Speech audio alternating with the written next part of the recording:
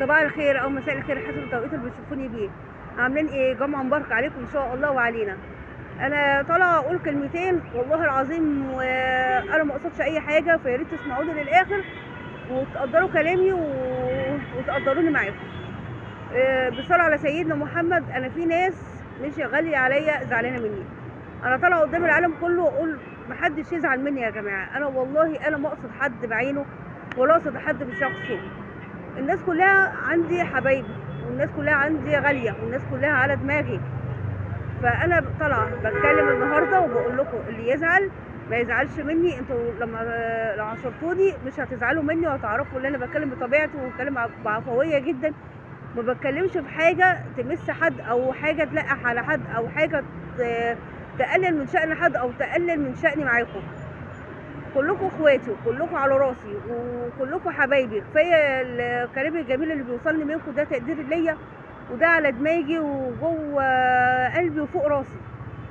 فانا طالعه اقول محدش يزعل مني، انا ما اقصدش حد، ولو زعلتوا فحقكم عليا. انا والله ما اقصد حاجه بشكل خاص، انا بتكلم بلغه عامه بجد. فمحدش يزعل مني، ولو زعلتوا تاني بكررها حقكم عليا. واحنا اخوات وحبايب، وفي الاول وفي الاخر انا ما استغناش عنكم. وربنا يا رب يديم المعروف دايما بكل حبايب القناه، وربنا يديم المعروف ما بيننا ويخليكم معايا دايما على طول ويفرح قلبنا دايما. واشوفكم يا رب باحسن خير وسلام. وانتوا حبايبي وهتفضلوا حبايبي وهتفضلوا الدنيا كلها ليا، لان انا من غيركم ولا حاجه. الدنيا يعني القناه بتاعتي هتقع طبعا من غيركم وكده، فانا من غيركم ولا حاجه. فانا طالعه حبايبي اللي انا كمان اللي انا اشكركم على ان انتوا بتدخلوا وبتتفرجوا عليا وبتسمعوني.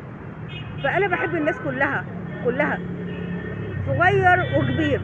انا بحترم الناس كلها، والناس كلها حبايب قلبي، والناس كلها على عيني ودماغي، وماليش غنى عنكم وبعد ربنا طبعا سبحانه وتعالى. بالعكس انا عايشه بدعواتكم ليا وعايشه معاكم وعايشه بيكم. فاللي يزعل مني حقكم عليا، معلش. انا برضو بيجي عليا وقت ببقى مضغوطه، حقكم عليا المره المليون.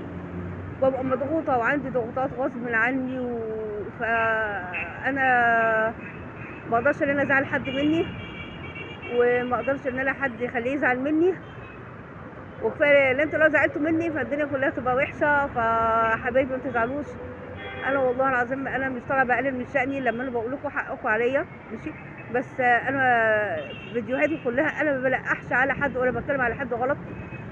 كلكم فوق راسي وجوه قلبي وفي عينيا، ومحدش يزعل.